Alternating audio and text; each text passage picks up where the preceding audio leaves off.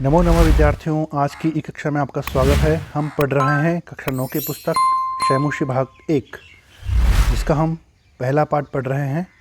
इसका नाम है भारतीय वसंत गीत ही, और यह पाठ हमने पिछले सेशन में पूरा कर लिया था। आज के सेशन में हम इसके अभ्यास प्रश्नों का हल करेंगे। तो चलिए शुरू करते हैं। प्रश्न क्रमांक 1, एक पदेन उत्तरम लिखत। एक शब्द में उत्तर लिखिए। पहला है कवि ही काम संबोधयति। कवि किसको संबोधित करता है? उत्तर है सरस्वतीम, सरस्वती को। दूसरा है कवि ही काम वादयितुम वाणीम प्रार्थयति। कवि किसको बजाने के लिए सरस्वती को प्रार्थना करता है? उत्तर है वीणाम, वीणा को। तीसरा है कीदृशीम वीणाम निनादयितुम प्रार्थयति। कैसी वीणा को बजाने के लिए प्रार्थना करता है? उत्तर है नवीनाम, नवीन वीणा को। चौथा है गीतिम कथम गातुम कथयति। गीत को कैसे गाने के लिए कहता है? उत्तर है मृदुम, मधुर। पांचवा है सरसाः रसालाः कदा लसन्ति। सरस आम कब सुशोभित होते हैं? उत्तर है वसंते, वसंत ऋतु में। प्रश्न क्रमांक 2, पूर्ण वाक्येन उत्तरम लिखत। पूर्ण वाक्य में उत्तर लिखिए। पहला है कवि ही वाणीम किम कथयति। कवि सरस्वती को क्या कहता है? उत्तर है कवि ही वाणीम कथयति। कवि सरस्वती को कहता है यत् कि अये वाणी, हे सरस्वती, नवीनाम वीणाम निनादय। नवीन वीणा को बजाइए। दूसरा है वसंते किम भवति। वसंत ऋतु में क्या होता है? उत्तर है वसंते मधुर मंजरी पिंजरी भूतमालाः सरसाः रसालाः लसन्ति। वसंत ऋतु में मधुर मंजरियों से पीले हुए आम के वृक्षों की पंक्तियाँ सुशोभित हो रही है। ललित कोकिला काकलीनाम कलापाः विलसन्ति।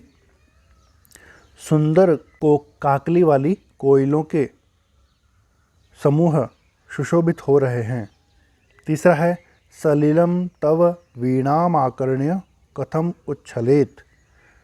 जल तेरी वीणा को सुनकर के कैसे उछले? उत्तर है सलिलम तव वीणाम आकर्ण्य सलीलम उच्छलेत। जल तेरी वीणा को सुनकर के क्रीड़ा के साथ में या लीला के साथ में उछले।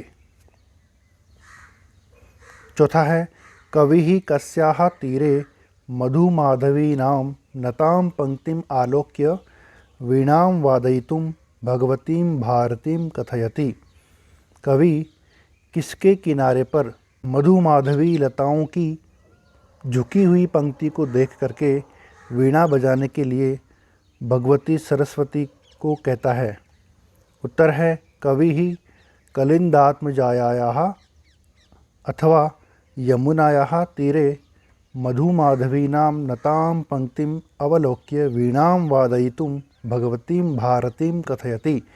कवि यमुना नदी के किनारे पर मधुमाधवी लताओं की पंक्तियों को झुकी हुई देख करके वीणा बजाने के लिए भगवती सरस्वती को कहता है।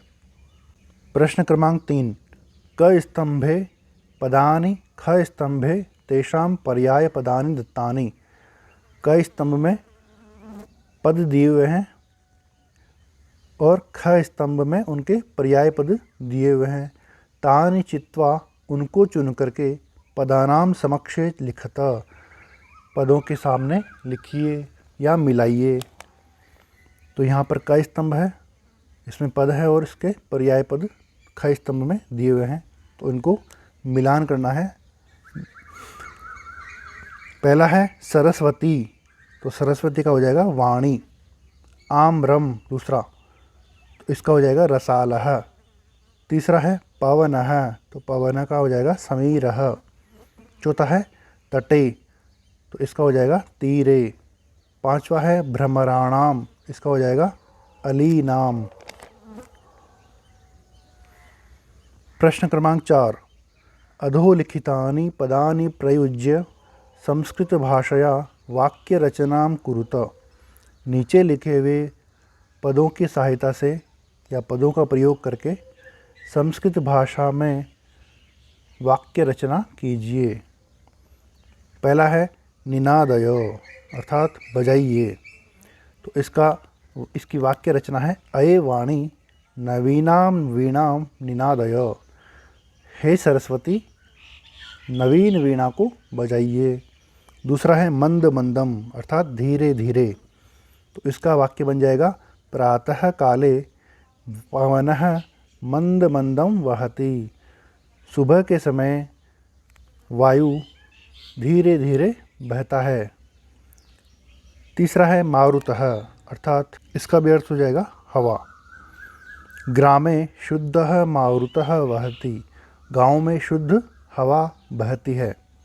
चौथा है सलिलम, अर्थात जल। नदीनां सलिलम स्वच्छं भवति, नदियों का जल स्वच्छ होता है। पांचवा है सुमनः, अर्थात पुष्प या फूल। उपवने सुंदरः सुमनः विकसति, उपवन में या बगीचे में सुंदर फूल विकसित होता है। प्रश्न क्रमांक 5, प्रथम श्लोकस्य आशयं हिंदी भाषया आंग्ल भाषया वा लिखत। पहले श्लोक का आशय हिंदी भाषा में या अंग्रेजी भाषा में लिखिए। तो हमने यहाँ पर दोनों भाषाओं में लिख दिए हैं, जिसको जो पसंद आए वो कर सकते हैं। हिंदी भावार्थ। प्रथम श्लोक में कवि माँ सरस्वती को संबोधित करते हुए कहते हैं कि इस वसंत ऋतु में मधुर आम की मंजरियों से पीली हुई सरस आम के वृक्षों की माला सुशोभित हो रही है। मनोहर काकली, कोयल की बोली वाली कोयलों के समूह सुंदर लग रहे हैं। इनको देखकर हे सरस्वती, नवीन वीणा को बजाओ। इसका इंग्लिश में अर्थ है, English meaning, in the first verse the poet while addressing माँ Saraswati says that in this spring the garlands of yellow saras mango trees is getting decorated.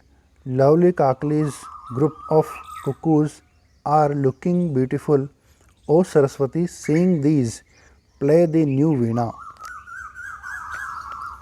प्रश्न क्रमांक 6, अधोलिखित पदानां विलोम पदानि लिखत। नीचे लिखे हुए शब्दों के विलोम शब्द लिखिए। पहला है कठोरम, इसका हो जाएगा कोमलम, कठोर और कोमल। दूसरा है कटुहु, कड़वा, इसका हो जाएगा मधुरम, मीठा। तीसरा है शीघ्रम, जल्दी, इसका हो जाएगा मंदम, धीरे। चौथा है प्राचीनम, इसका है पुराना और इसका हो जाएगा नवीनम, नया। पांचवा है नीरसः, जिसमें कोई रस नहीं हो, इसका हो जाएगा सरसः, रस से युक्त। तो इस प्रकार से विद्यार्थियों, हमने कक्षा 9 के पहले पाठ के प्रश्नोत्तरों को अच्छे से पढ़ लिया है। फिर भी अगर आपके मन में कोई प्रश्न हो या कुछ समझ में नहीं आया तो कमेंट बॉक्स में लिख करके पूछ सकते हैं। वाईफाई एजुकेटर चैनल पर आप नए हैं तो चैनल को सब्सक्राइब कीजिए, बेल आइकन को प्रेस कर लीजिए ताकि आने वाले वीडियोस का नोटिफिकेशन आपको मिल सके। वीडियो अच्छा लगा हो तो लाइक कीजिए और अपने फ्रेंड्स में शेयर भी कीजिए। धन्यवाद।